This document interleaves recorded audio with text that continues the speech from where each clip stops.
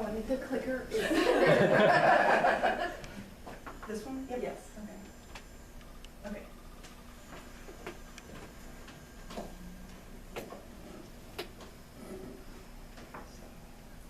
Good evening, students, faculty, and judges. Self-expression can be shown in many ways. Some people write, draw, sing, participate in sports. My form of self-expression is dance, as is many others in the nation, and I believe it should be supported by everyone, not just those that are dancers themselves. Many high schools have a musical theater or dance program, but they don't get the backing that they really need to support them. In order to help support youth self-expression, I believe we should have more funding for dance programs at the high school level. As you can see from this 2011 National Endowment for the Arts, or NEA, line chart, dance education is declining. It's the line with the star. The NEA is an independent federal agency that provides Americans with access to arts participation, especially in rural or indigenous areas that might need it most. In a 2000 American Arts Alliance free speech essay, they state that in order to support the NEA, the United States only spends about 36 cents per capita, which is not a lot compared to their athletic counterparts.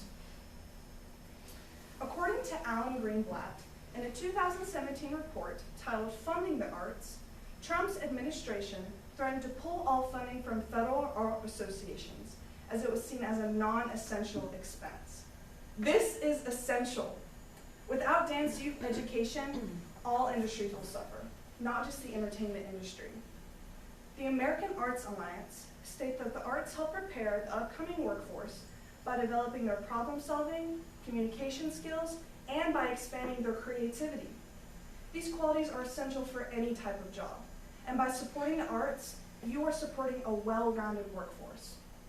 Lastly, most high school dance programs must go out of pocket to pay for their events.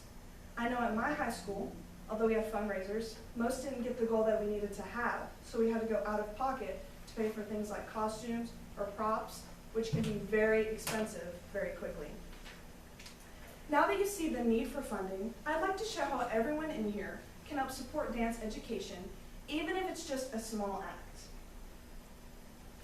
Donating to local art programs and attending their events is a great way to do this, especially Murfreesboro's Center for the Arts. The Center for the Arts here in Murfreesboro puts on great plays for fair prices. They offer vocal lessons and a great atmosphere for young singers and dancers to learn how to be part of the group effort to entertain. Soon, the show Bring It On is showing, which is about a young cheerleader who has to switch schools her senior year. If you guys live in the area, it'd be a great show to go to, and they also accept donations on their website. Donating to local high school dance teams is another great way to support dance education.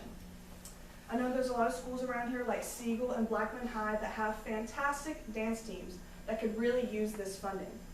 They could use this to pay for food, costumes, transportation, choreographers, and the rights to their own music. On a larger scale, I'd like to show an example of how funding dance programs can help surrounding communities, specifically Give Me Dance in New York. Give Me Dance started as an all-women's dance troupe that helped promote healthy relationships through dance.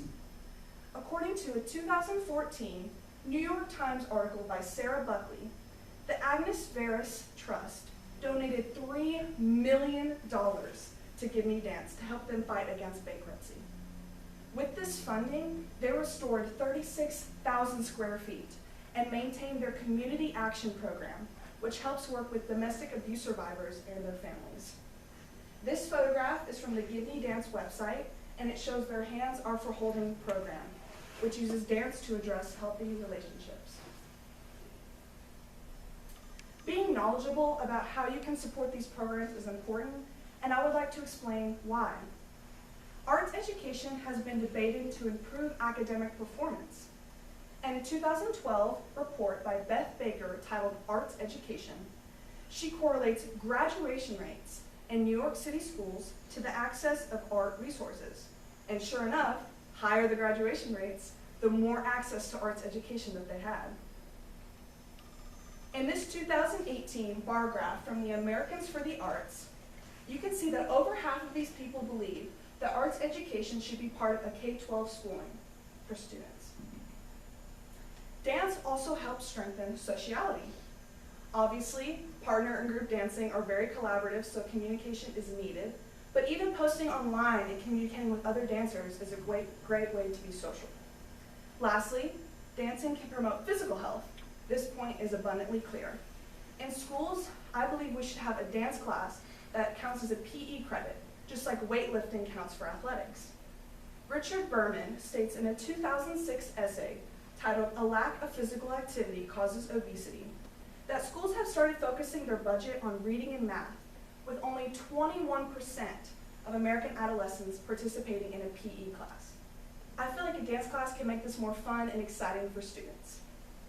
As you can see, dance education is crucial for mental, social, and physical health.